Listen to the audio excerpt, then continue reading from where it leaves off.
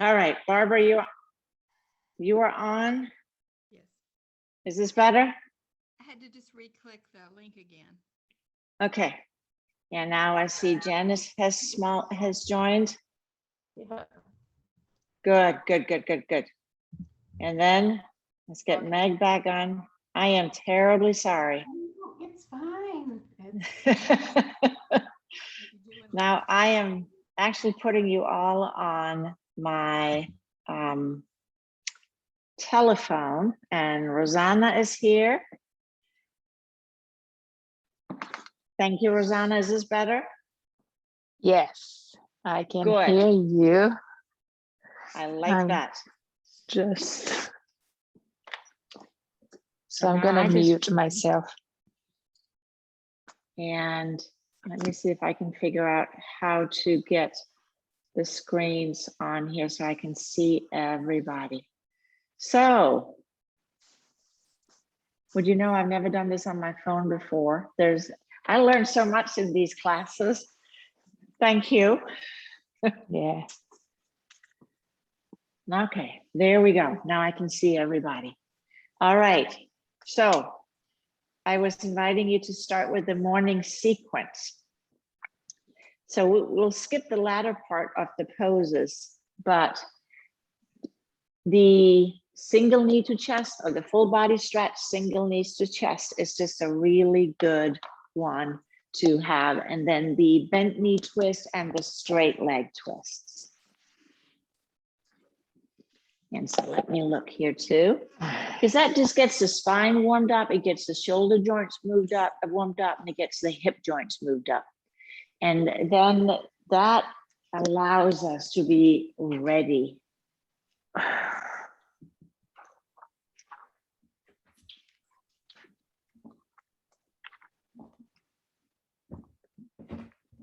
And so, and you don't have to mute yourself out unless you want to on Zoom, because you're in my ear, you're not anywhere else, but that just allows me to hear you if you have any questions without you having to unmute yourself. Great. Okay.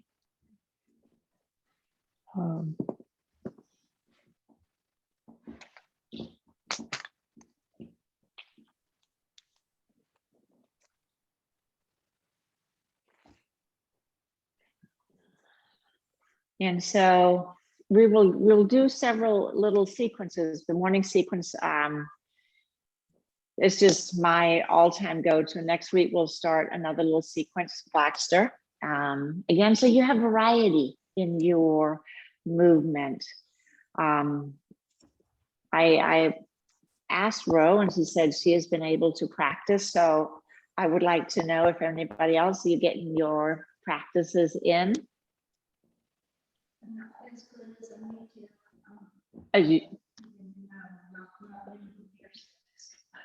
I appreciate your honesty.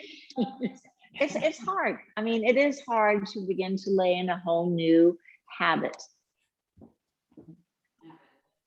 It is a habit, and to establish a habit, they say anywhere between 18 and 254 days. So there you go.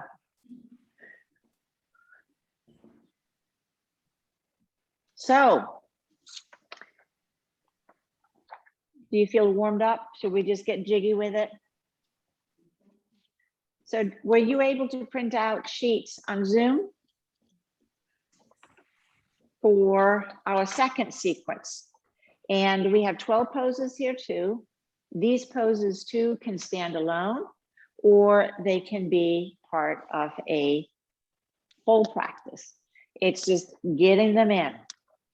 And mountain pose is the first one. And the wall, as we did last time, is really good for mountain pose. So let's stand against the wall. And as you stand with your heels, I say that like a Southerner now, don't I? Heels. I don't know how many syllables that word got into all of a sudden. So with the heels as close to the wall as is comfortable. We have a little bit of a molding. Bend the knees a little bit. And then draw the tailbone down, not under, not tucking, but downward, so you come a little bit higher on the sacrum. That will tilt our pelvis into a little bit more of a neutral placement. Maintain that as you straighten the legs. And then you feel that your lower abdomen has to work a little bit harder to maintain that lift of the pelvis. So that alone begins to strengthen the core, drawing the tailbone down, rooting down through the heels. And now my shoulder blades are pokey on the wall. So we talked about it earlier too, drawing the sternum upward, and the shoulder blades will draw down the back, as opposed to standing on the back and take the head back. So the lifting comes from the sternum, drawing up while the heels are rooting down. So mountain pose is a pose. It is not a waiting place. And so there are places that begins to get a little hot. Those are the areas that we have some imbalance in the tissue. And I love this is straight from Lauren Christmas. He says, stand tall with inner and outer strength with simplicity and dignity. Simplicity and dignity. So yeah, don't overthink it. But at the same time, pay attention, be mindful how you stand. So even if you come to stand like this several times during the day, notice your quadriceps are working, your glutes are working, your core is working. Yes. So we exactly, yeah. Like you're feeling some pull, and so that could be from keeping the lifting of the tendons. So now at ease, soldiers. And using a wall, it is one of my favorite yoga props. For our next pose, it is Utkatasana. And it is, so this one here, as I was listing the poses, I tried to make it sort of manageable. Now, each pose is going to have inherent benefits, and this one being for strength, but for osteoporosis, fall prevention. So take your tush to the wall. Just keep your tush on the wall, and then walk the feet out slightly. So now the key is here, knees have to stay where they are. And if you feel like your knees can be a little wiggle wobbly, then use a block between the thigh to stabilize the knee. So I invite you to do that. I'll go grab a block too.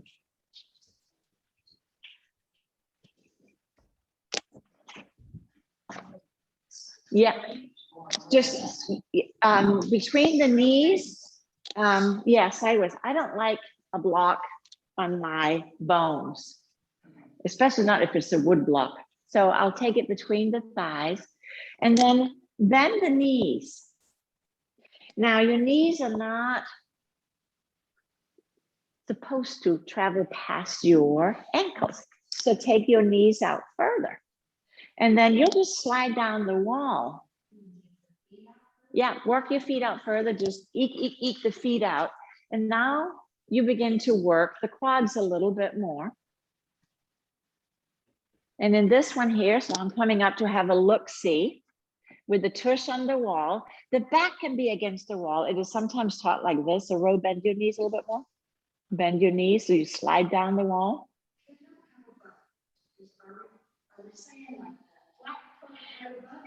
Yeah, yes, the sacrum.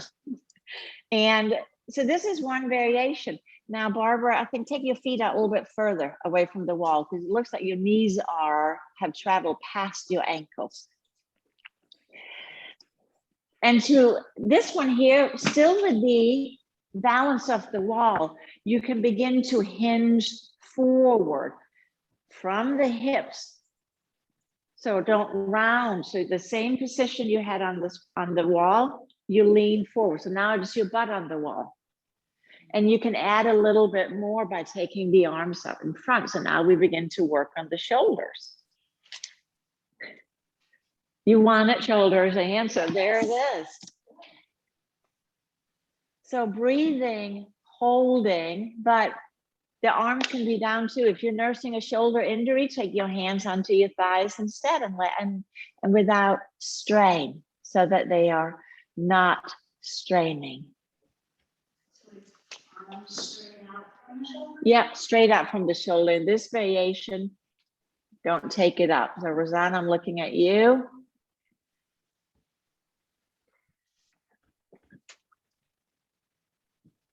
And then when you can't hold it anymore, come up.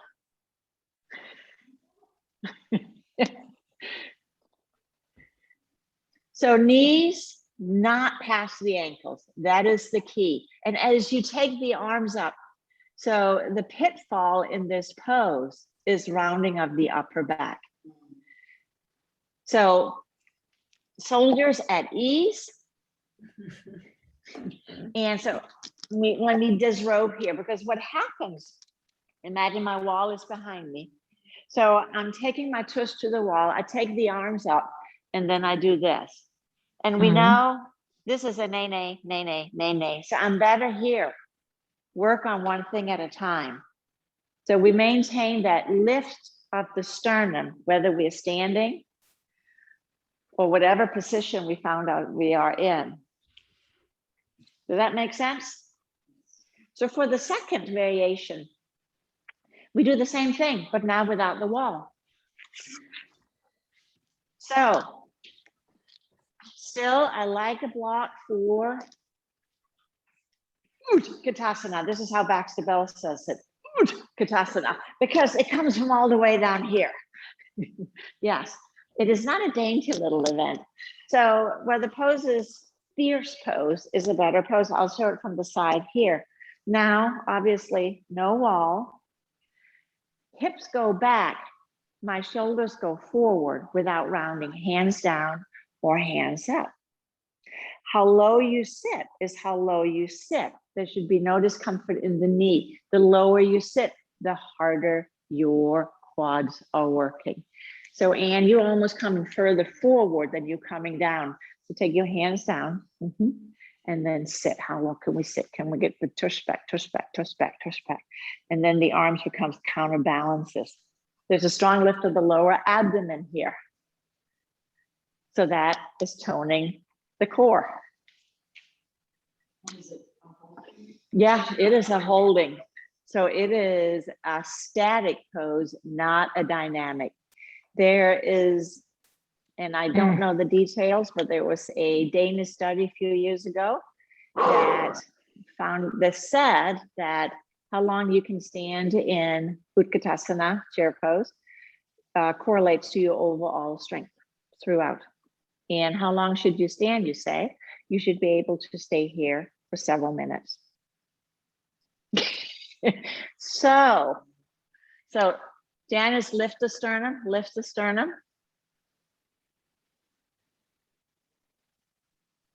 Rosanna, take the hips further back, take the hips further back. So it is as if you were sitting in a chair without sitting in a chair.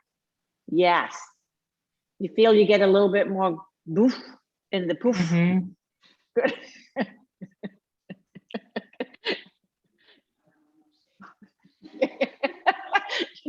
Speak fluent, Anne. No. I know. So the strength of our legs supports our spine, which is prone, for osteoporosis. We don't want to fracture it. Anne, are you still breathing? Yes. So notice again, sitting the hips back, sit the hips back, back, back. Don't, without lowering. Yeah. And then come up again. Yes. No. And then come up and rest. Come up and rest. Yes, it is. Oh, it is a great pose. So again, bear in mind, you don't want to take the knees past the ankles. It puts a tremendous amount of strain. But when you're on the wall, when we're away from the wall, counter with the tush going back. So she said, so when you go down, because I can be relatively high, but then I just bend way forward. That's not getting my thighs turned on. And you can, if you play with a wall, you can typically go down lower because you have the support of the wall. And now here, I do the same thing, but I'm asking my thighs to work harder. Instead of the upper back. And I don't have the balance. So use the wall, Rosanna. Or here's another way to do this one without the, because it takes balance. Using a chair. And just let your hands be on the back of the chair. It can also be a kitchen counter. Here, I'm still very tall, but as I sit back, I'm using See, the your chair. knee is not in line with your heels. Right, and when I do the pose freestanding, the knees will be slightly in front. When you're on the wall, they will be exactly under. So here, the further I take the hips back, the harder my hips are gonna have to work here. Oh, okay. So I was the trying to only get my difference- knee on top of my heels, and I said, this is impossible. I need something on my back, not on my front. You know what I mean? Here, yes. No. Can I get it? So that's when, if you use the wall behind you, you can typically go a little lower. And using a wall doesn't take away from the pose. I think as yogis, we often think, well, only those beginners use props. The rest of us cool people, that's not the case. We use the props to enhance the pose and get more benefit out of it. If you're trying to do it normal and position your knees. Yes, so The knees, over the ankles, that are- can you see me if I'm here? I'm trying to show. So think of yourself as an accordion. So we want even angles. So when I bend my hips, I should have the same angle in my knees. Does that make sense? But I can have a very small angle in the knee and take a bigger angle at my hip here. But this pose, it's more like a half forward fold as opposed to Utkatasana. The full Utkatasana, we begin to add in a little bit more back lift, meaning still the same in the legs, drawing the belly button in, but now the heart lifts up. So I'm taking the arms upward. But as opposed to here, here, or here. High heart, high heart. The belly is pulling in, belly pulls in, turn to the side, Rose, so I can see you. And so there's a strong lift of the lower abdomen, strong lift. And you feel the outer glutes firing, yes? And straighten the elbows, yeah. Yeah. Straighten. Whatever your shoulders will allow, yes. But straighten the elbows. Why is that important? And stand up. Yeah. When you really get the thighs turned on, yes. So, straight arms, straight elbows. The fascia, the connective tissue that surrounds our heart and lungs, extends all the way down through the hands. And if we don't straighten the elbows, or we have curled, yeah. So this, your respiratory system and your cardiovascular system is handicapped. So the pose with straight arms versus here, now I am blocking the energy. Yeah. So we want to move that energy around in our body so it can do what it needs to do. Our next pose, warrior one. So osteoporosis variation, front thigh resting on chair. So you'll take your chair and we'll take the right leg back and I will mirror. Right leg, so you'll have your thigh will be right along the front edge of the chair. So if you are, other way, Ro. Yeah, no, Let me step away slowly and nobody gets hurt. The back of the chair towards the wall. Yeah. And then take your left leg, left thigh across the chair. Nope, other way. Left thigh, turn away from me. Yeah, yes, exactly. So take your right and then you can see it. And then sit exactly like that. And let me see everybody here. Yes, so the back of your knee, the back of your left knee or right hooks right on the chair. Now reach your back leg back, since we have different legs behind. And Rosanna, can you Yes. do a bit longer stance? You have long legs. So scoops that one back a little bit. Yes.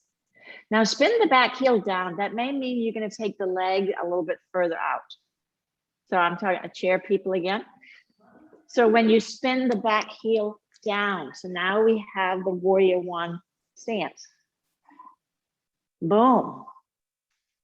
Are you still, you're not still facing forward? Ish. So back leg is very strong. So you can adjust this foot out in front. It doesn't have to be straight back. It can go more to the side and slant, keeping your thigh right along the edge. Uh-huh. And then here, either take your arms again forward. So forward over your front leg, over the front leg, or keep them on the thigh and work on lifting the front body. So your back leg is working, pressing into the floor. Ro, are you okay?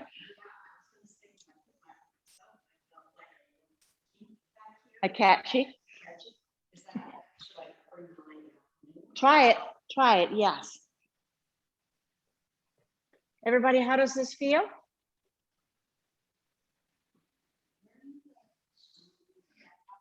Yeah, the back leg is working. You're really getting muscle around bone in that one.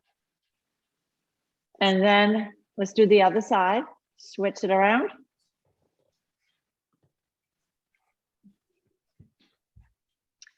So here, we are working for the osteoporosis variation. We are working as much on alignment first and safety. So Ro, you'll slide the thigh to the front edge of the chair. Yeah, so you're barely on it. You just got that one cheek there. Yeah. Not a Barca lounger event. Now, Mag, if you slide the hips back, so I'm looking at your, yes, so that the chair edge catches the back of your knee, because that helps align the knee.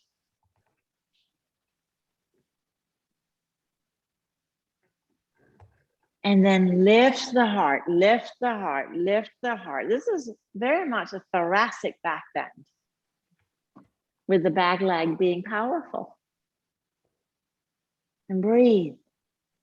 Breathe in and out.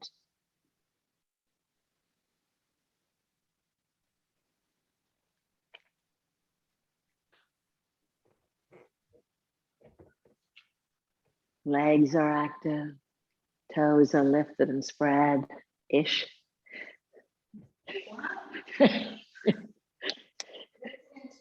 The four corners of the feet are still active.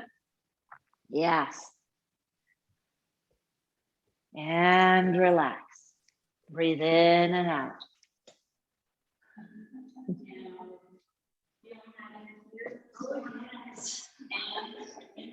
Yes, because it helps opens the hips. Yes. So you are the deep six.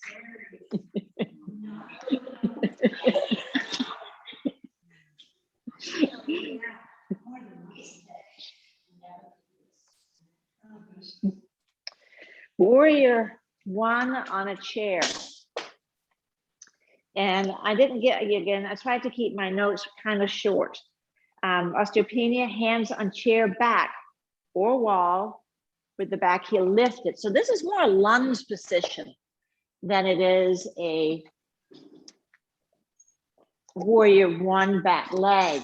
But again, for balance, stepping your feet about 3.5 feet apart, and we'll take their right leg back first. Here, the concept of the right, so the front knee, so the left knee will not travel past the ankles. So keep the back heel up. Think of this as a lunge. So we are opening the hip flexors. Now, with the heel going, reaching back, your standing leg quad is turned on. Lift the heart, lift up through the heart. Taking the arms out to the cactus arms. So now, yeah. And so this pose can be done, again, facing the wall with the hands on the wall, because it becomes a balance pose too. With osteopenia, we don't want to fall either. I mean, we don't really want to fall at all, but yeah. But with osteopenia, we really don't want to fall.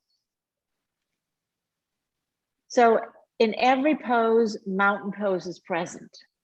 Can you feel mountain pose in this pose? It is that strong inner and outer groundedness and at ease. Yeah. So are we doing the worry again? We are, well, we're going through osteoporosis, osteopenia, and prevention. Oh, the so warrior. prevention, yeah. So these Okay. are, so we'll do one more warrior. So if you have osteoporosis or osteopenia, the prevention variation is not recommended right out of the gate. Now, to say that you can never ever practice it, no. But learn the pose, learn the actions in the variation that's recommended, and then take it into the prevention pose. Osteopenia is hands on the back of the chair or a wall, so you have support. Yes. Now for the full pose, the main difference is that now we take the back heel down. So that takes the hip along back with it a wee bit more. And of course, the hands and arms goes straight up. So,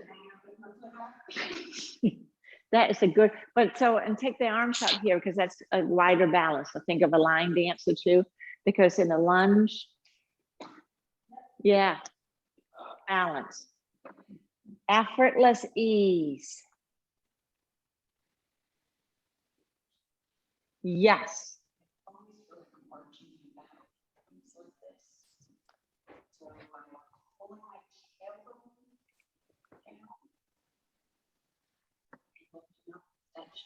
That's a good question. And so so everybody come out of the pose. Ro asked, I feel like I am arching my back. And this is a common, I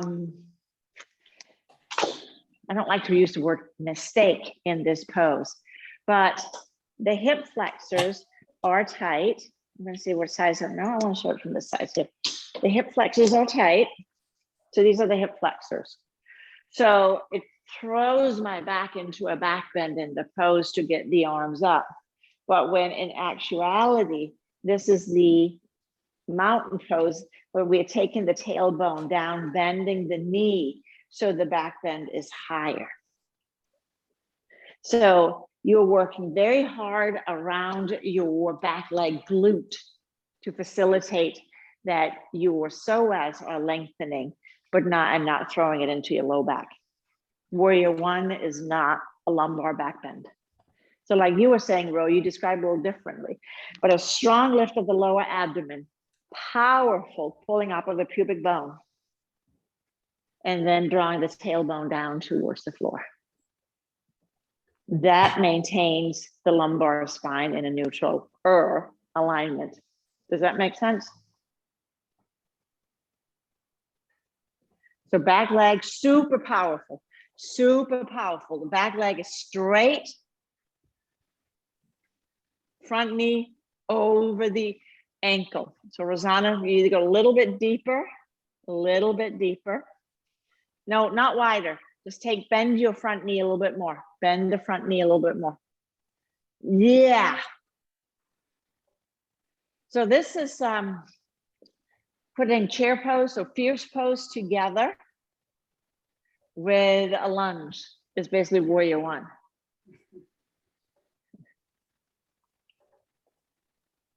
And at ease. Other side, if you haven't already. Good time to ask questions.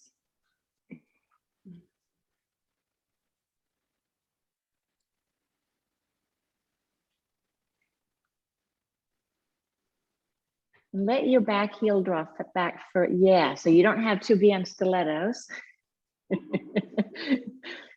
like my stilettos, but can you? Yes, because you're not teetering so high.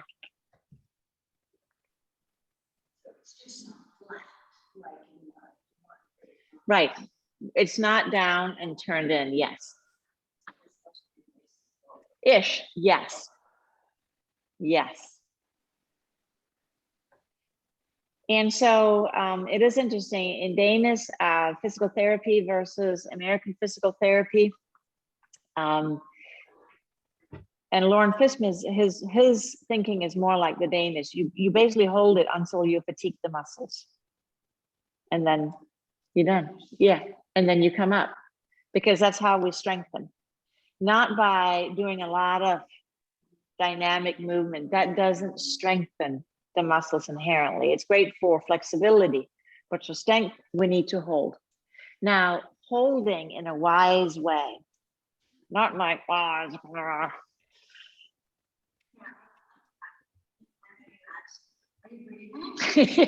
yes.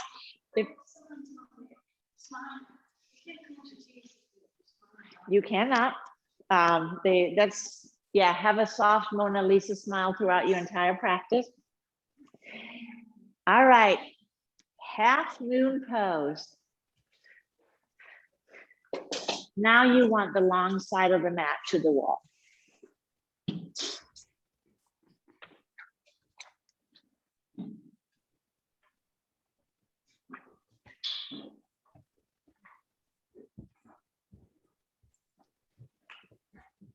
Osteoporosis, back against wall, bottom hand on chair, top hand on hip. And then I wrote conservative lift of back foot, for lack of a better word.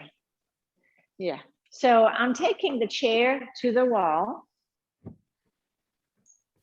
And I'm gonna use the wall to support me the whole time through. Watch. As I come into the pose, there's a little element of coming through sort of a little itty bitty side angle pose. I'm gonna let my hand come to the chair and then I'm gonna take the weight forward. So conservative, I mean, not a big lift. And I'm gonna keep this hand on the hip. This is the osteoporosis. Every student becomes a teacher. You will meet somebody with osteoporosis of the hips. And if they haven't done yoga before, this is a great practice because we are strengthening both the lifted leg, but also the standing leg. That's it. Let's do that for 3 breaths. Use the wall, let the body come against the wall. So we take out balance in this first one here, taking out the balance completely. And the hand is on the chair, top hand is on the hip. Your standing leg is pointing straight forward, straight forward. Is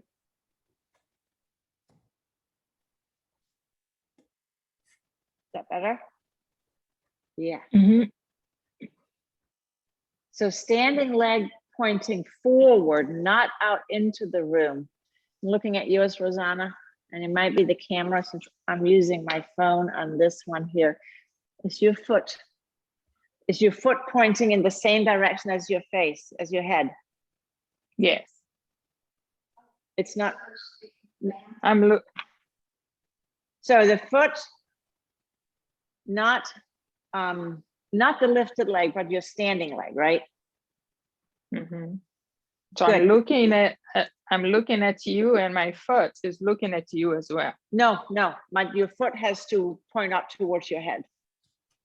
That way, yes. Oh. Oh, yes, that's the direction of the leg. Your friend is covering part of your foot here.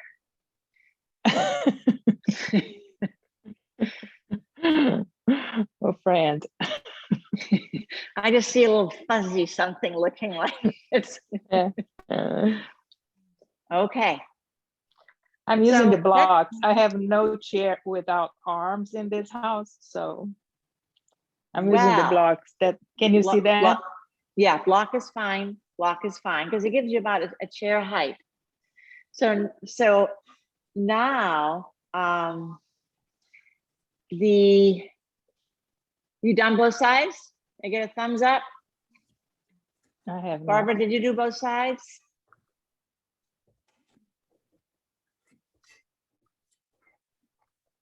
So yes, don't be overzealous. Study the pose. So it's not a performance. Rolling the top hip towards the wall behind you. Yeah, rolling it up. And then think of the line you're creating from your lifted leg to the crown of your head. That whole side is in mountain pose. Does it feel like it's in mountain pose?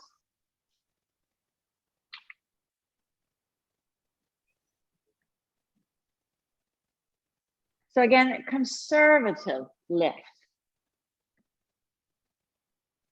And relax down.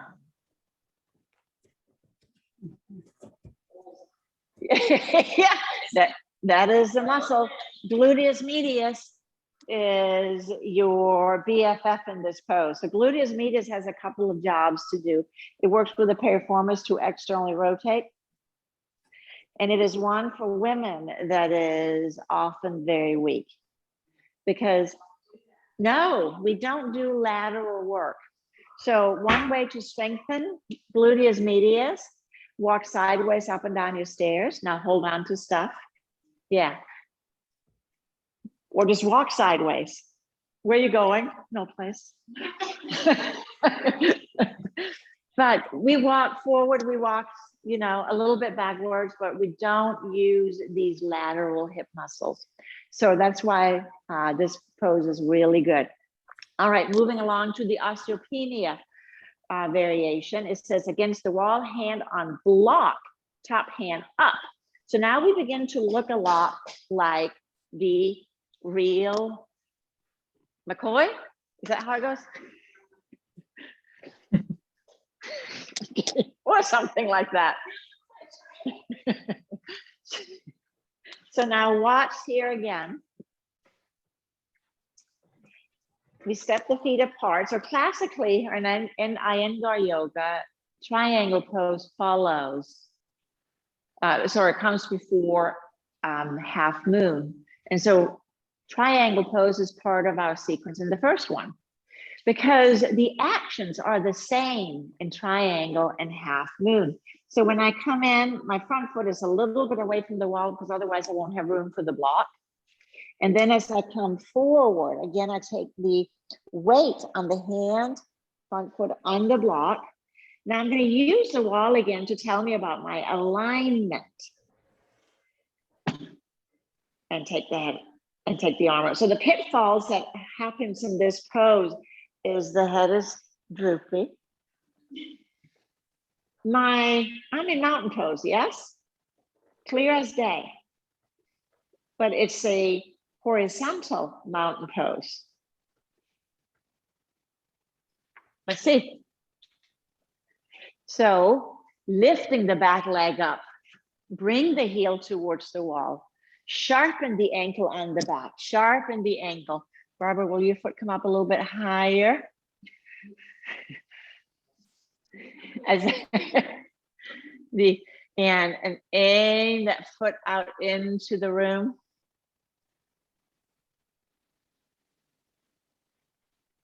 Sharp, sharp, sharp, sharp. So the back leg is also a mountain pose, not a ballerina foot, but a flexed ankle. Yes. How does it feel?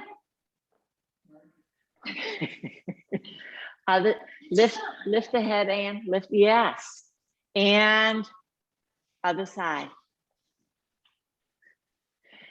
A kitchen counter is really good for this pose because you can hook that lifted back leg up on the counter. Yes.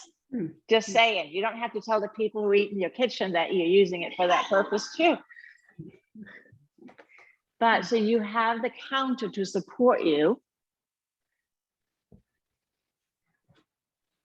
And so row, come down again. And so your left leg, it is the roller outer a little bit, right? Yes. Okay. So I'm watching this line here. And now That's you're, interesting. yes, because your ankle does turn out a little bit relationship to the shin. And then, and just instead of coming into with a straight leg like you're trying to do, so let me show it over here. So, because this is kind of scary to try to negotiate it from here. Start what? And negotiate here, and then let yourself take flight into it.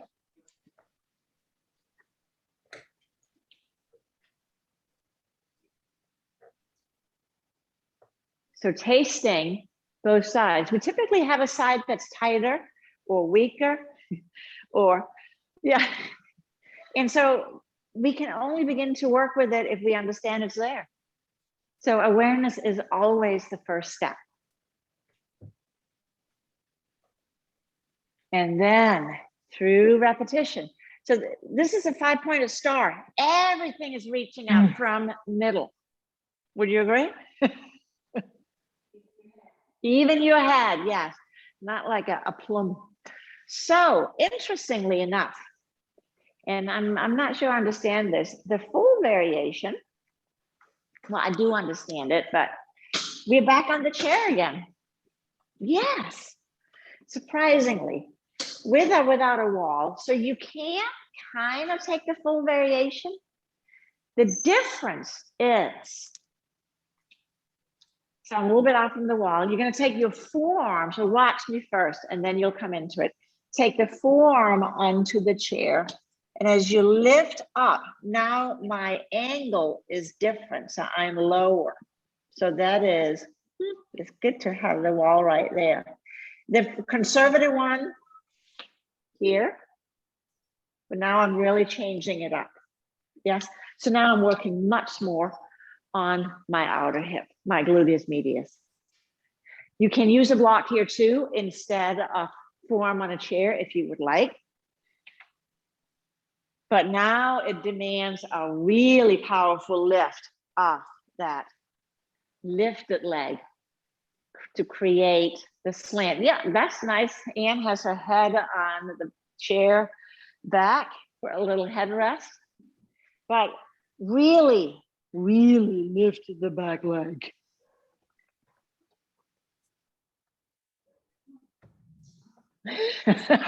Let's do the other side. This is a challenging pose. You lose nothing from doing it with a wall. You lose nothing.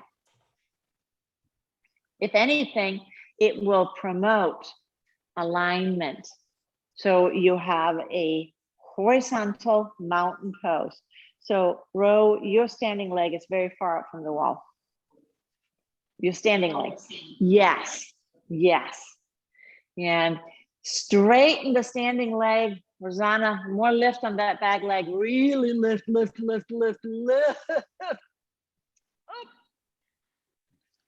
As high as you can. And I know, Meg, this is a hard pose for you with your arm because it has, yes.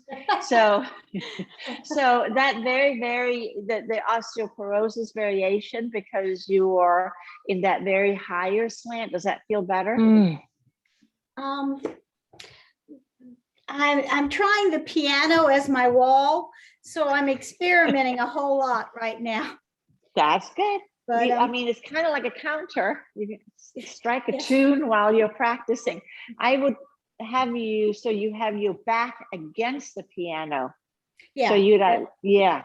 And then I've got a piano bench that I'm using for my arm, and then I'm using my chair as the counter. So I think that all sounds okay. Like a 5-pointed star. So have we done both sides? Yes. Yes. So the point of variety is we don't want to do the same poses super aggressively day after day. So you can target slightly different muscles in this manner. All right, then.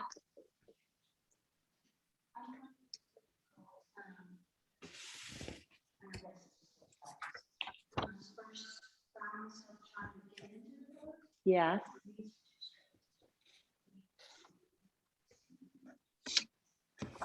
So the question Anna is saying, they want to go into hyperextension.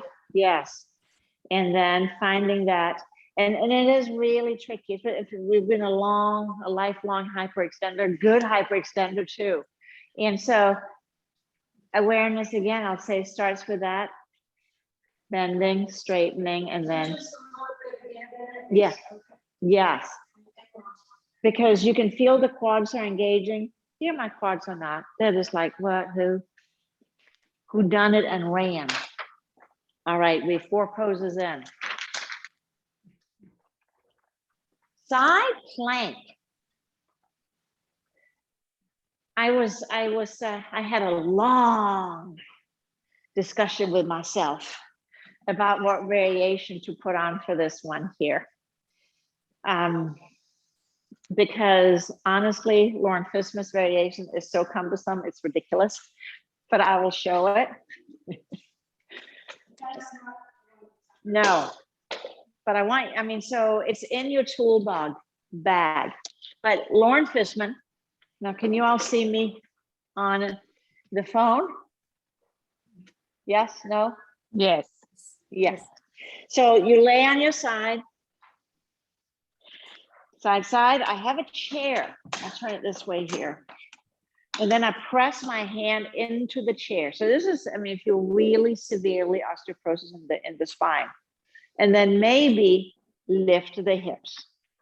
So it's a very good variation because the top hand here is doing the work for me. The variation that I like, that's just easier, and you don't have to go find walls or anything else, is you take one leg back, one leg out in front, hand on, and then the arm up. Yes. So a little bit more available. It's like a little itty bitty half moon. And then, yeah, just flat, and then foot out, and then up. So here, to get the strengthening of the side, you're gonna lift the long leg to the sky. Yeah. I got feedback on that one. I even tried. Yes. So Barbara says all day long. So for that, trying the other variation, if you'd like. Well, let's switch it to the other side. So we are even Steven. Interesting, because to me is the left hip, the knee that it is on the floor that is hurting. That got crampy, and that Anne said the same thing. So for that, now do the first variation I showed. Come onto your forearm, back up against a wall. Yeah, because that is thrust into a deeper flexion. But also, is that the hip that you have more? Okay. So lay on your side, forearm on the floor, have a chair in front of you. Back up against the wall if you have access. I don't. elbow under the shoulder. So, and knees are bent up slightly, yes. And so here, your top arm will be on the chair because you actually, so you can feel now, if you press down on a chair, you're using your lats. Yeah. And then from here, yes, like that. So you're just pressing down, you're not pushing on it. So that's not going to help you lift up. So have your arm straight, Rosanna. Arm is going to be out straight.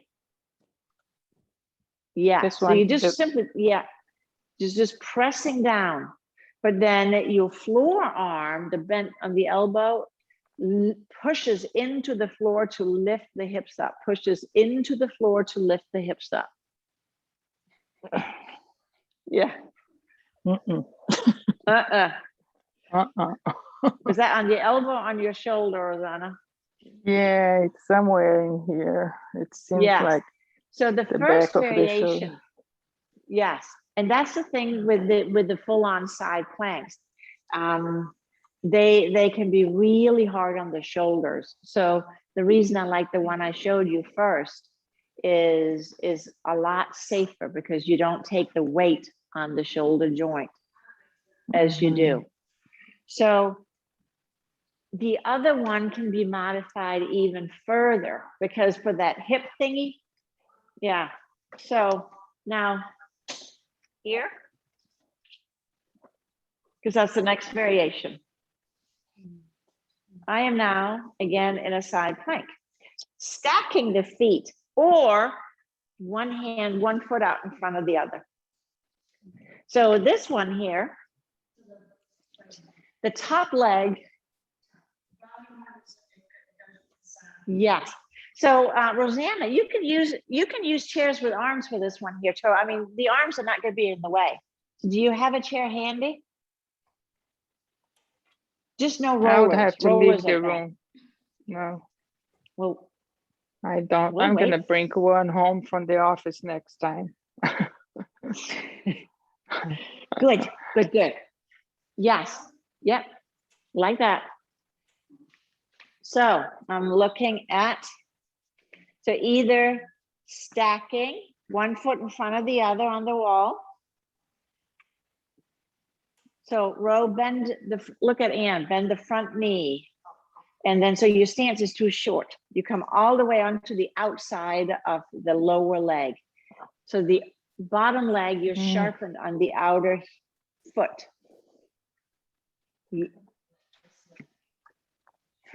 So let me show you the yeah, on the side of the foot, like that, yes. So now, thank you. And the whole, now you are in mountain pose on the side, right? We always come back to mountain pose because that's our healthy posture. So if you're not sure about, am I executing it right? Does it feel like it did when we stood against a wall? Now gravity is a real brute. So Ann, watch you elbow. Yeah, now there, I like it there. Yes. Yes, let's do the other side. So Rosanna, let me show you a variation too you can do without anything. This is what I call the fallen tree pose. It works the side. I should probably, everybody can do it. Everybody do it with me. Lay down on your side. The side that you haven't done. Take the legs out straight. Arms overhead or support your head on a block or a blanket. Both arms over or one down for support. So now you're reaching out through the heels. So far so good. Lift your floor waist away from the mat. And then take your top leg and place it in front. So this is a chair leg. So we had a chair of the first one. Toes pointing down towards your bottom foot. Okay. And then here, you can press into the foot and lift the hip up. And now we are doing a side plank, fallen tree.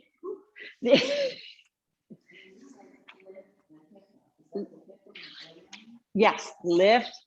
If you lift the other one, the one on the ground will follow too. Uh-huh. Meg, turn your toes down towards your foot. Turn the toes down. Yes, like so. Ah. Can you feel? There's Yes. a little plank Mhm. action.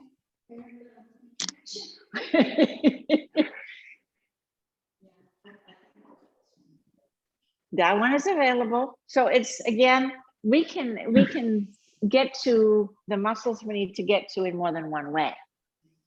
We just want to be safe in that way. All right, have you done both sides in these variations?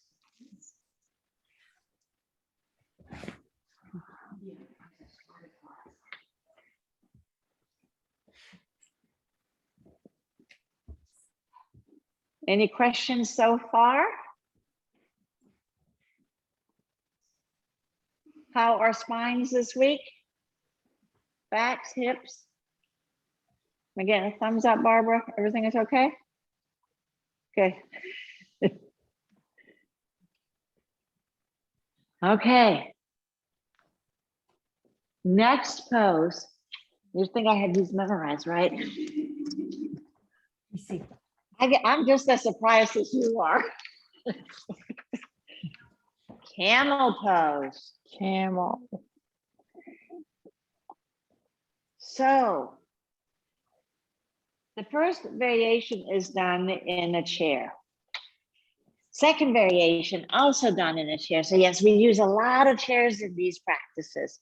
Why? Mhm. Because it allows us to actually execute the poses in a way that they are safe for us. So turning the chair, and you'll sit on the front edge of it. And for you, Rosanna, without a chair, take your hands to the hips.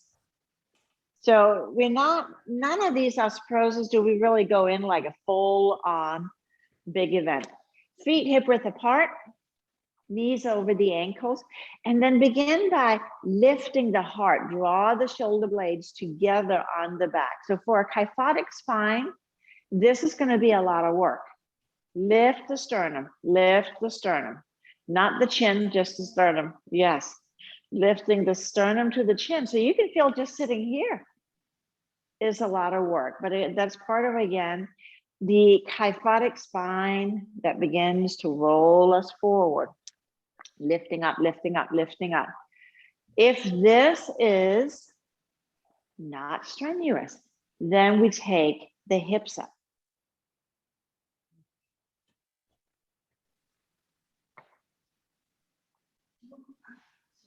Yeah, so we work where we are, yes.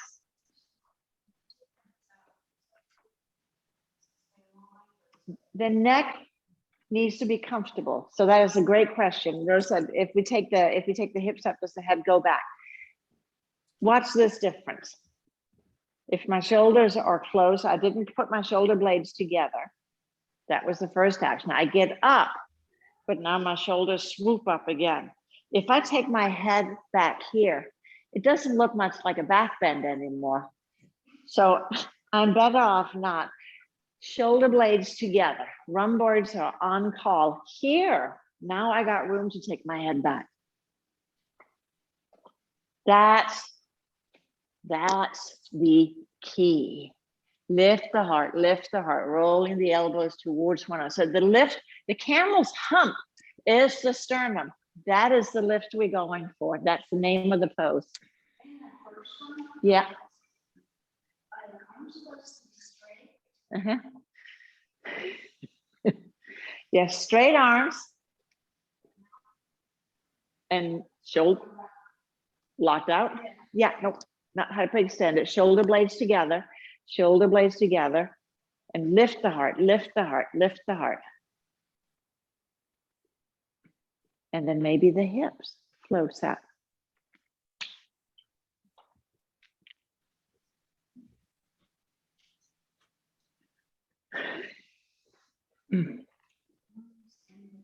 Oh yeah, You are using the triceps in this one here. Yeah, so when we get this back of the upper arm. Next variation, osteopenia.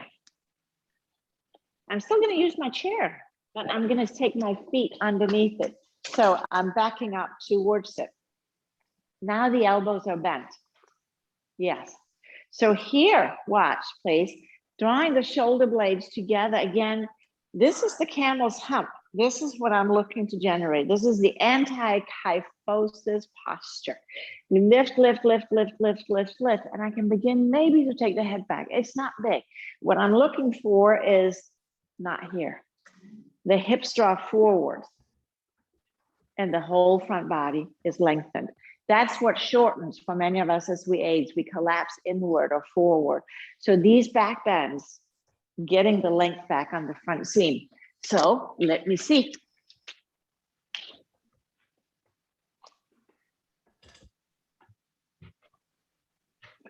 Shoulders draws down, shoulder blades together and lifting up. So there's a sense of the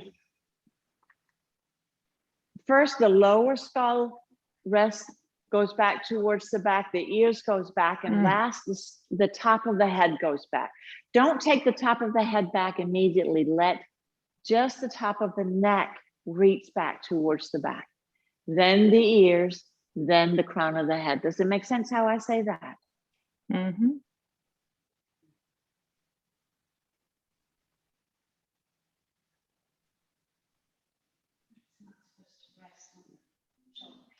No, no. And that is such a great question. Anne said, your head is not supposed to rest on your shoulders. If your head is resting on your shoulders, your trapezius are up. And anytime the arms are down, I'll turn around, you can see it. See my shoulder blades? When we have arms overhead, downward facing dog, handstands, what have you, my shoulder blades are traveling up. When my arms are down alongside, my shoulder blades are down and together. That supports my spine. Did that make sense how I explain that? Yes.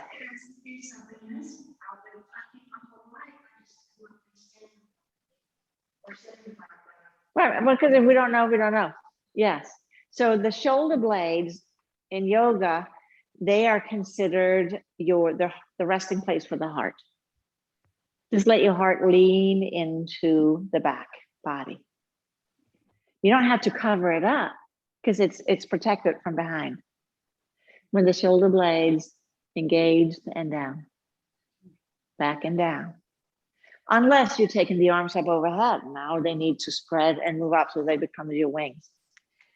And The last, yes. And is it when I try to put my arms on something, it starts hurting. So is it okay to do the pose? You know, I've got this to support me if balance or something, but the pain happens when I'm trying to push against a surface. I'm gonna say yes. I'm just gonna go. And the reason I'm saying yes, so Meg was asking, because of her shoulders again, it's getting the arms back into extension is painful. Can she let them hang? So here, my shoulder blades are still drawing together and down. So I am structurally supported and I can lift up here. Now, but look here, the chair legs also go lower. So you may have access to lower legs. Yes. So now the elbows are straight, but here too. But letting the shoulder blades be the star player. And for the prevention one, the hands are on the hips. And I like, instead of hands on the hips, I like my fists. I like my knuckles right and on my sacrum. So I make fists and then I take that right onto my sacrum, the thickest bone in the body. So I can move the sacrum in and upward as I go back. into the pose.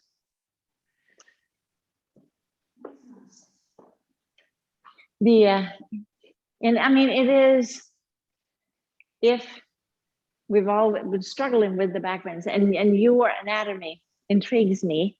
Is it, like you said, a spare rib?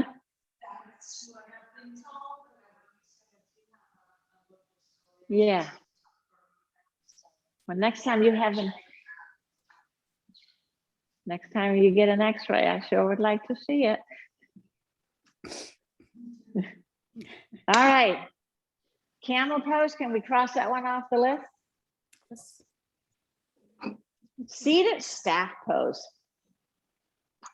Osteoporosis, elevate on blankets. So seated staff pose.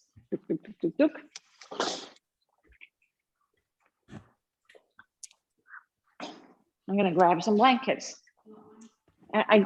Yeah, but thank you, Ro. I have a.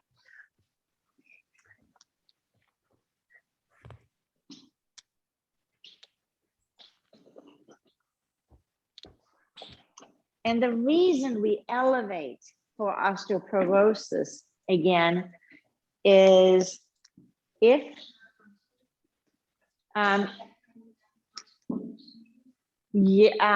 let's just practice with the elevation. The reason is for the kyphotic spine. That what we must pay attention to, because if my hamstrings are a little tight and I sit down, I'm going to collapse. So by elevation up, now I can sit taller. You may find here, well, that's just an invitation to hyperextend. So you take your blocks and slide them under your thighs, under the thighs. Now you can ground down through the thighs. So Ro, do you feel like you're being like pulled back? Yeah. So sitting, can you bring the shoulders up over the sits bones? Well, I'm going to give you a little bit of a, what's the word? Motivation may not be the best word, but if the core is weak, the hamstrings try to help out by becoming a structural support. When the core gets stronger, the hamstrings begin to release. Yes. So there you go. So bending the knees up a little bit takes the hamstring out of it even further. Yes, no? So this pose was you take your hands down, press the hands down into the mat. So that helps with the lift up. Shoulder blades draws together and down the back. And then letting the knee straighten by pressing out through the heel, just as much as is available. Heel stays down. Heels down. Yes, and then spread the toes. Really spread the toes. We have a look-see over here. Keeping the inner corners of the feet together. So Dandasana is sometimes called a seated mountain pose. Shoulder blades are drawn down, heart is lifted, ears are over the shoulders, shoulders are over the hips. Rosanna, if you move the block down a little bit lower, closer to the knees. So the legs are firm. Barbara, I'm looking at your knees. And from my view, it looks like it's well under control. Lift the heart, and then a sense of that suction cups at the top of the head, just pulling the head up, up, up, up.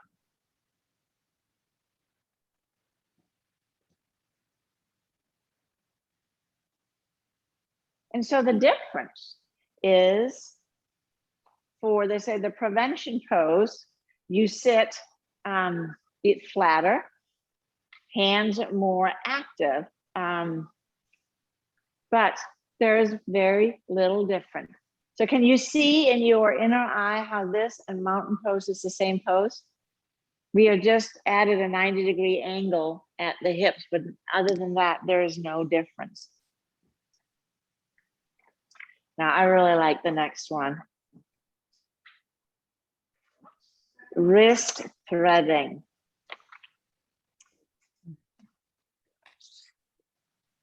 Sit comfortably with a lifted heart. So crossing the ankles may be a happy place. You can sit with your back up against a wall.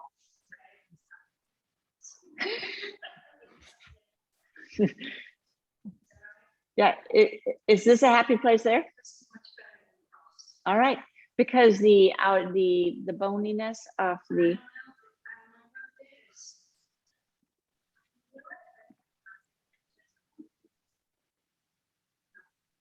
no, just take your ankle a little bit closer. I mean, wider apart, and then out further away, not in so tight towards your body, and narrower. Knees are narrower. So, Anne, There. are the sole of the feet touching each other? No. So in Sukhasana, the called easy pose, which I think is a great joke on all of us because there's nothing easy about it. So we have several seated postures. In Sukhasana, the knees are fairly narrow. And then my outer shin is resting on the front of the one foot and the heel catches the other. So I'm creating little ledges for my thighs to sit on. So this allows me to sit up. So Ro, I definitely sit up on a blanket. Now in Siddhasana, which is the wider knee. Now I'm going to tuck my foot in. Sometimes one foot is in front of the other. So if you take your left foot and tuck it in behind your right there. Yeah. Yeah, and then that one. So we're going back to where we were. Yeah. And what you're sitting in, Rosanna, is sometimes called, in my tradition, the Burmese pose. I don't know. They must have seen a Burman or woman sit like this. So just a comfortable seat where the spine is lifted. So that's going to be the key in all things. Maintain the spine lifted. You'll take the arms out in front, cross the right arm over the left, and then flip the thumbs down and interlace the fingers. And then threading, take the arms up and out, in, back and forth. So this is, yeah, it comes in handy. So threading, so we go up, under, back and forth, about 5-10 times. Barbara, let me look at you. Let's start again. Arms out in front, crossing the right over the left,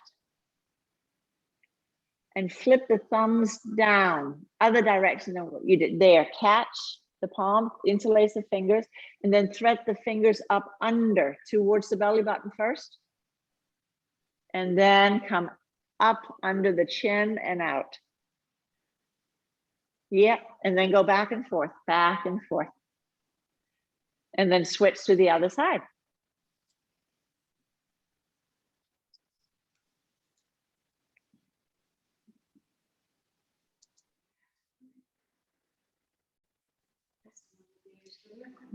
So that makes a lot of sense.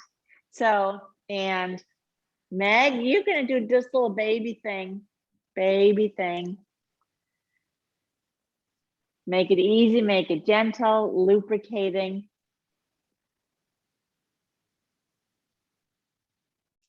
So this helps us prepare for our twisting because it gets the shoulders lubricated. Yeah, okay. Check it out. Seated twist for the Sage Bharavadra. And I don't,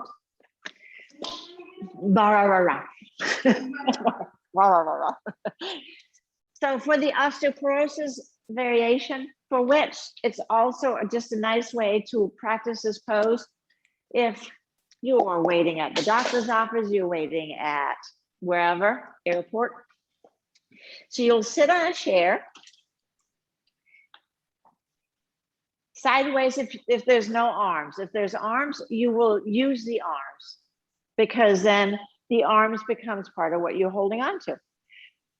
So Rosanna, I invite you to practice one of the twists from last week, either Marichyasana 1 or 2.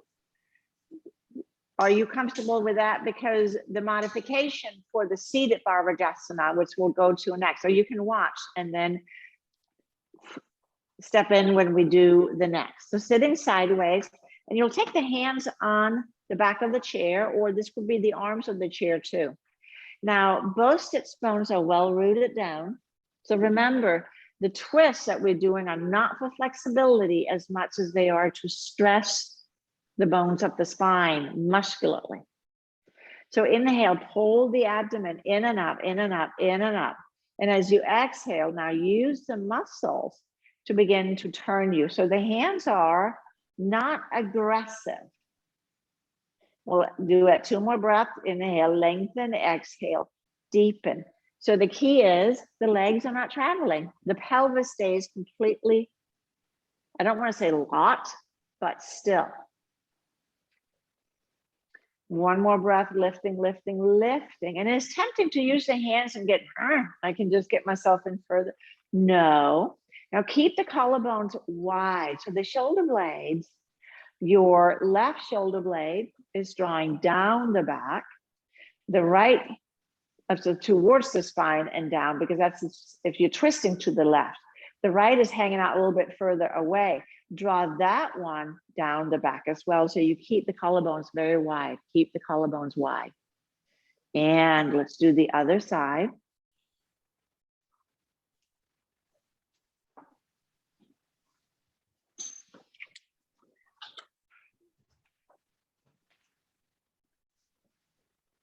And here, what you can do too, Rosanna, you're comfortable sitting on your ankles like you are there.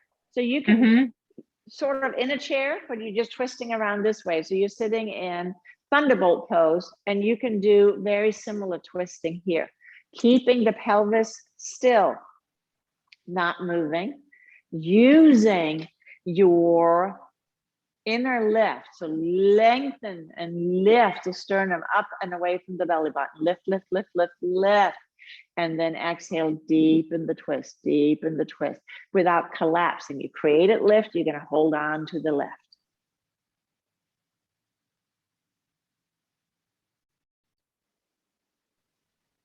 There. So you can take a little twisty snack throughout the day, right? What do you have for lunch? I had the Bharadasana special. Thank you. Very good. Do it before you eat, not after. Just say, yeah, not after, but it will stimulate appetite in a good way. Yes. Yes, it is. It's good for all kinds of things. So now we get to the sticky business. Why I just want you all to know, I saw this in there, and every time I see Bharadasana, I'm like, oh, really, please. But I left it in there. So we're going to take a block or a few blankets. Sitting on your heels. So you start by sitting on the heels.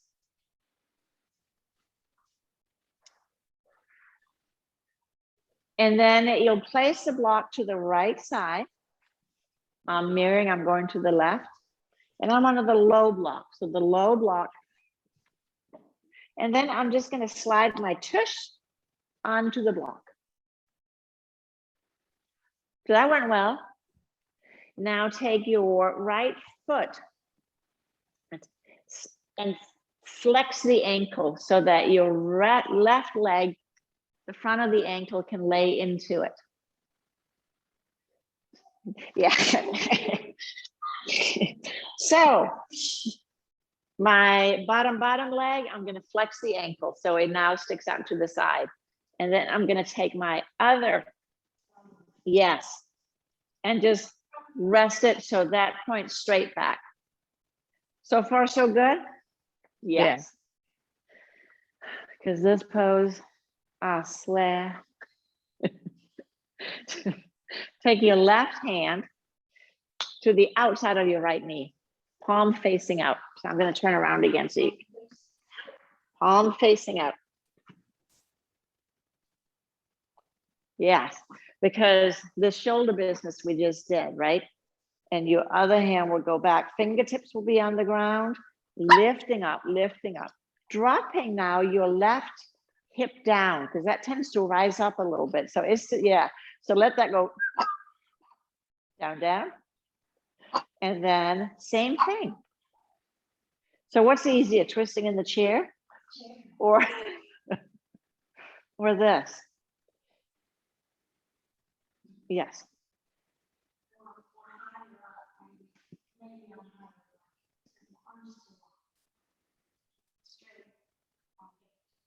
Let me see. No, I think it's perfect. Yes. And yes. Right. Let's do the other side.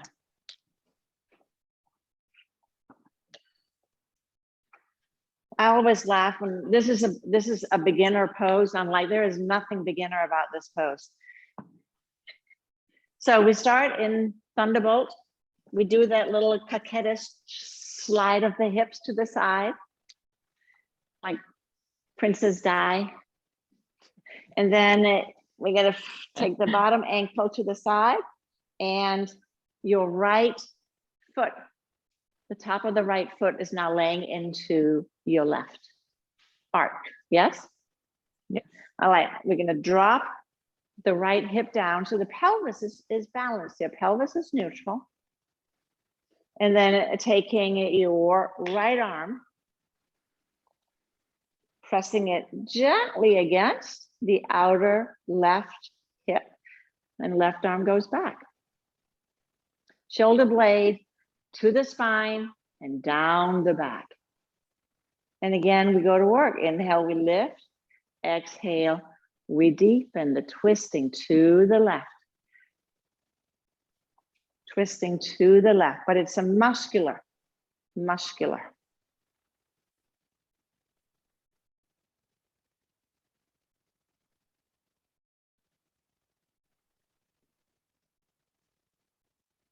Breathing. Lifting. Taking care that you're not listing onto your block hip, that you keep the other hip down. And release back to center. And so the last one, and I'm going to show it because you're going to read it and you're going to say, Anne didn't show me. And I do, but I don't recommend you practicing it. So I'm going to, the best angle with a G.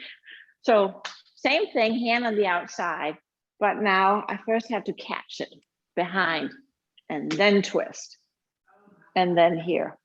So all kinds of things can go awry in this pose when we can't. Now you can use a strap, but why bother? Why not just do what we did here? It's so much easier to sit up tall, and I'm not going to mess around with the shoulders. So I wanted you to have the full sequence, and you can put a note next to this one. Practice one of the other twists in the first sequence instead, or do it seated in a chair. It is just as beneficial. So we're going to skip number 10 for now, and we're going to go straight to number 11 and then 12. Because it's 3:36. So Wow. Is it really? Time flies in good company. So I invite you to take your mats out from the wall so you'll have room for Shavasana. So yes, and we're going to go through these again next week. So I look forward to your feedback. on what you'll have questions for sure. Just so you have room. And then come onto your back and hug your knees to the chest.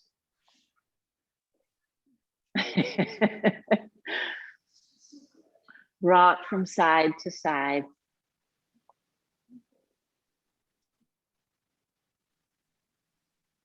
So this is the osteoporosis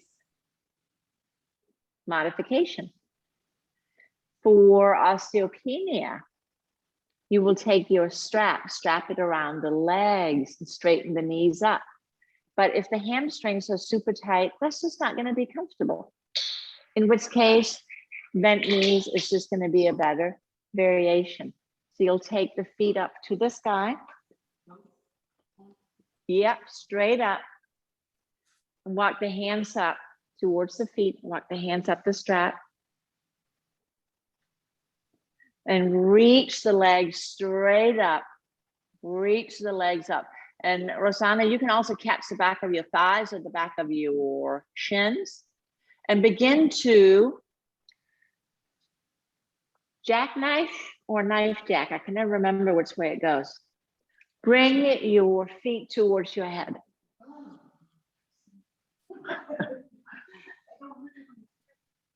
So this pose is to release the lumbar spine, which is often really congested.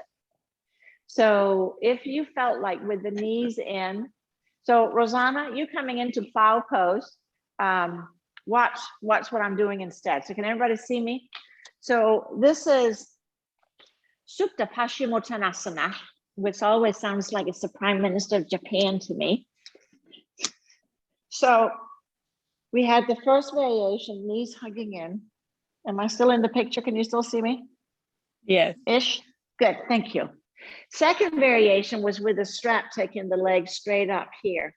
Here you can also catch the feet and then begin to draw the feet over. So, but the shoulders stay down, and that's the key. So you can take the legs over, and this is to, again, stretch the low back. But any one of these poses will do that. So it's not a matter of, I only get the benefit out of the pose if I do the full pose. It's a low back stretch.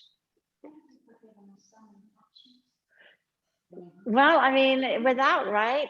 Then, because otherwise we think if I can't do that pose, I'm not going to get the benefit, which is not true. There's always a way with yoga. So I think we have arrived at Shavasana. So I invite you to come onto your back. And I wrote Mountain Brook pose today, which is. And thank you so much. I gotta go. I have a 4 o'clock appointment. Thank you. Yes. Well, you will get the rest on the video. Yeah. And, Thank you, my dear. I'll see you next week. Thank you. Bye. And then remove this back a little bit. So a blanket, unfold it about halfway, and I'm going to fold it over just one time. So I have a little bit of a fold. I'm going to move the chair back. You can see this a little bit better. Ooh.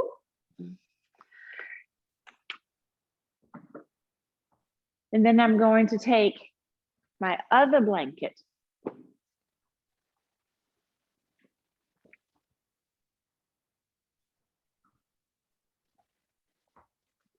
For my head. So that goes right there. So I create a little valley. So make your fold over a little narrower. So about a hand's length. Yes, like so. And then you'll take your blocks for your legs side by side, maybe under the lower thighs, right under the, like, so the arms will go out to the side. And then sliding the blanket. So you want the blanket under the head to touch the top of the shoulders. That tells your neck that it can relax. So we create a very small back bend. allowing the pec minors in particular to relax. So let me look here. Barbara, do you have 2 blankets down? So you're going in the opposite direction, which there's nothing inherently wrong with, but you're missing the back bend. So if you, fold it out so it's half the length of the mat. And Ro, you want the fold up under your heart. So, and the other one, under the heart. Yes, up, everything is up higher, just sliding it back. And then I'm looking at here. This is the, fold that one hand length up for the half one. So here's my mat, and then fold it up just one time. And just one hand length, just one hand length. So you're starting not with, I'm gonna try to make it a little easier to see because I know you can't see it well. See, okay, Ro, I'm gonna turn it around. May I put you on camera, Ro? So I'm gonna have you actually lift up a little bit. So you're almost right here. So yes, so sitting up. So I'm gonna move this. So this blanket here is half a fold covering the whole blanket. And then one, nope, come down a little bit, not so high.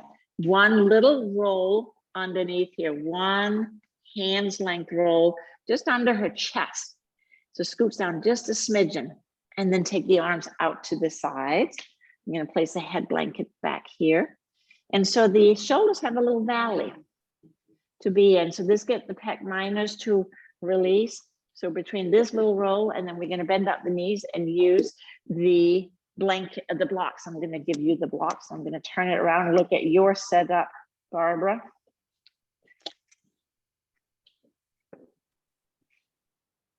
There. Turn around. Barbara, let me see. One roll. So if you lay back over the roll, you see here, so you have a little elevation under the heart. You have another blanket under the head. And then you have, yeah, that looks right. And something under your knees. Meg, you look like this is good for you. Yes. Barbara, take your arms straight out to the side. Yes. What do y'all think? Yes. So this pose is called Mountain Brook pose, with the idea that we kind of mimic the cool mountain water rolling over the riverbed rock. But for a kyphotic spine, or one that is trying to become kyphotic, this is a really good pose for Shavasana. As with all poses, especially the restorative poses, it should be comfortable. So listening around your body, is there something that's irritating? And if so, make some changes, the changes that would enhance your comfort a wee bit more.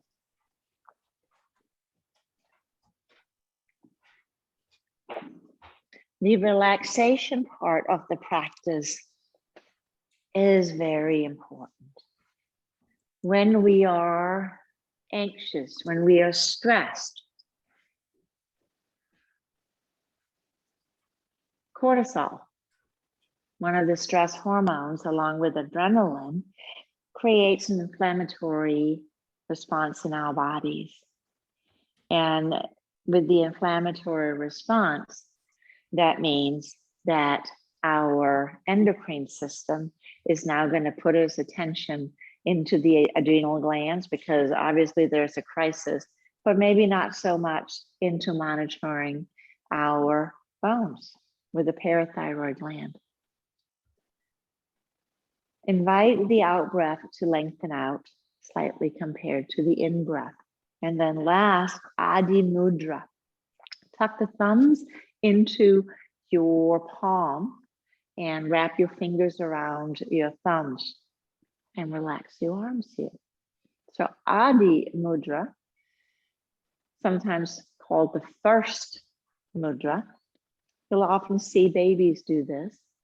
It helps opens the lungs, especially the top part of the lungs, which means we also here stimulating the thymus gland and the thyroid gland. So it's not that it has to look like hard and brutal work to be of benefit. This is as beneficial as what we have done. It's a pros in its own right with inherent benefits.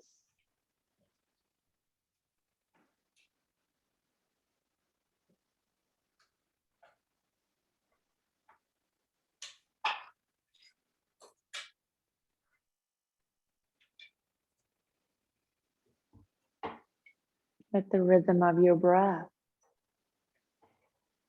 be like a metronome. In and out.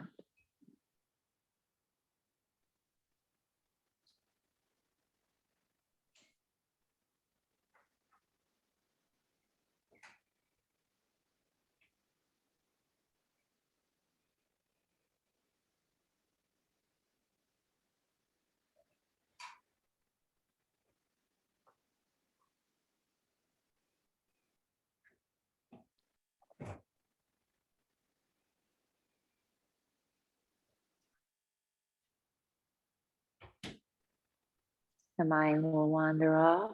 Some of it may be a little jolting, as if your adrenal glands wants to start firing again, and then you just let yourself come back to the breath.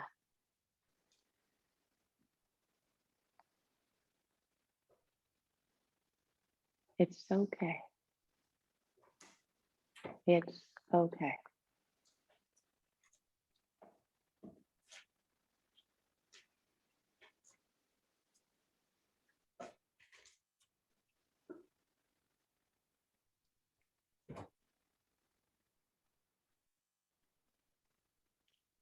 And then allow your hands to relax.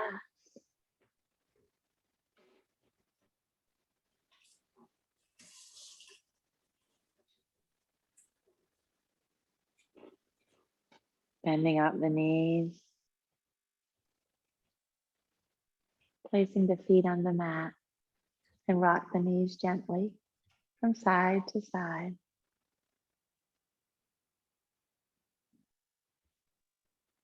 Whichever side you want to roll to, take the other hand and let that instigate it, so you're not stressing the shoulder joint by rolling the trunk before the arm, but take the arm and let that gently move you into it.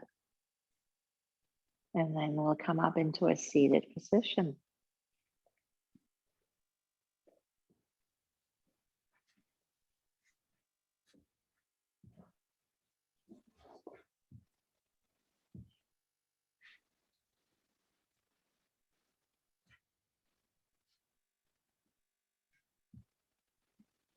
We are, as a culture, very attached to mine and my things, my life,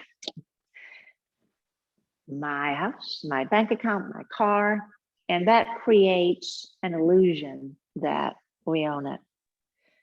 And then when we lose it, we get really upset, forgetting that it didn't belong to us in the first place, that I am a product of everybody who came before me, whether DNA or not, but all of the ancestors of all of us is what we sort of shake out to be right now. And all of us are part of creating our descendants, because they are all part of us and the ancestors. This is where it starts sounding a little woo-woo, especially when I say, so I'm essentially both my own descendant and my own ancestor.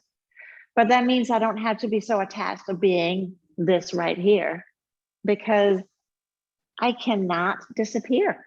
I didn't come from nothing, and I'm not disappearing into nothing. And again, it makes us like, okay, I don't have to panic so much about everything being just perfect right now, because it will be perfect. Everything is okay. I don't know what okay looks like some days, but I know it's going to be okay. So with that, let's bring our palms together, and we'll close with 3 ohms. The first ohm to honor our ancestors. The second ohm to honor that it brought us to this moment right here. And then that was the second. The last ohm will be for our descendants and how we will forever be part of that also. Let's take a deep breath in.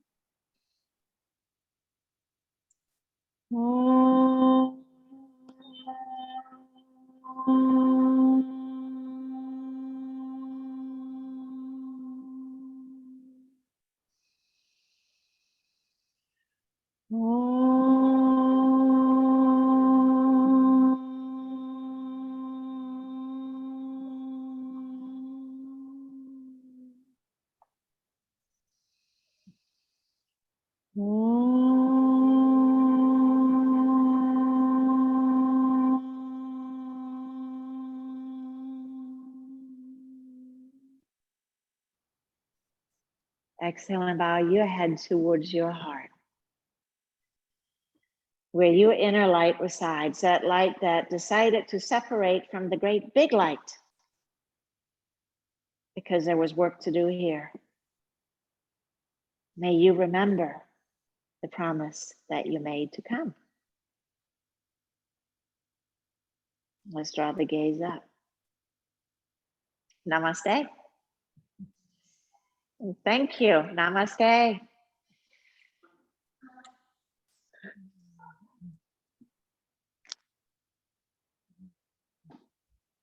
Me too.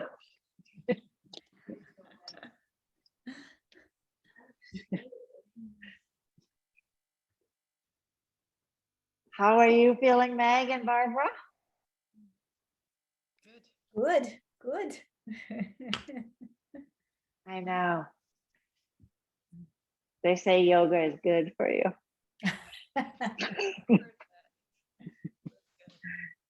I believe it. It always makes me feel better. Oh, yeah. Did you? I noticed for hours afterwards, it just feels so good. Yes. Yes.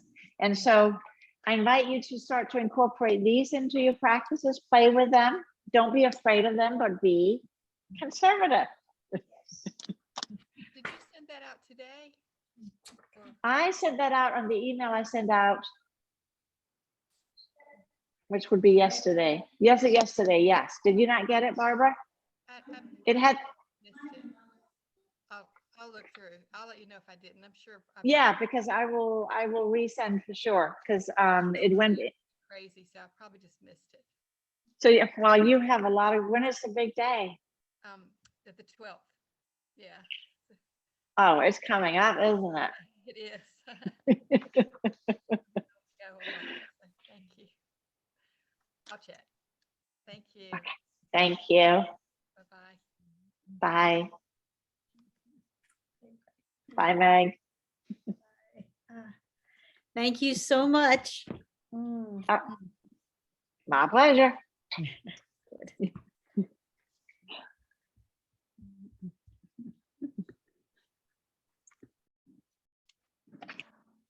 All right, so the phone works. That weird.